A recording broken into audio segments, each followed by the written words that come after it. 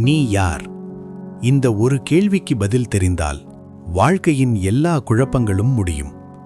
புத்தர் சொன்னார், நீ யார் என்பதை தெரிந்தவனுக்கு துன்பம் இல்லை. இந்த 60 நிமிட பயணத்தில் உன் மனம், உன் எண்ணம், உன் உண்மை அனைத்தையும் நீ காண்பாய்.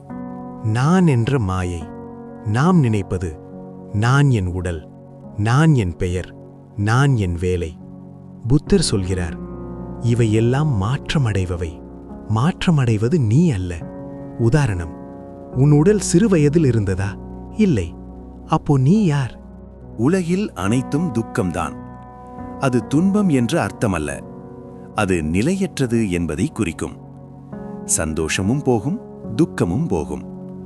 போகும் என்பதை உணர்ந்தால் பிடிப்பு குறையும். நீ விரும்பும்போதே நீ பயப்பட ஆரம்பிக்கிறாய். அதிகம் வேண்டும், பயம். போகக்கூடாது, கவலை.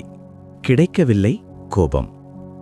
புத்தர் சொன்னார், ஆசையை அழிக்க வேண்டாம், அதை அறிந்துவிடு. கண்களை மூடு, மூச்சை கவனி. எண்ணங்கள் வருகின்றன, போகின்றன. நீ அந்த எண்ணமில்லை, நீ அதை பார்க்கும் சாட்சி. இந்த உணர்வே நீ யார் என்பதற்கான விடை. சரியான புரிதல், சரியான எண்ணம், சரியான பேச்சு, சரியான செயல், சரியான வாழ்வு, சரியான முயற்சி, சரியான நினைவு, சரியான தியானம். இதுதான் அட்டாங்க மார்க்கம். கோபம் வந்தால் கவனி, பயம் வந்தால் ஓடு வேண்டாம், இழப்பு வந்தால் ஏற்றுக்கொள். எதிர்க்காத மனமே சுதந்திரம். நீ யார் என்று தேடாதே, அமைதியாக இரு. அங்கேதான் நீ இருப்பாய்.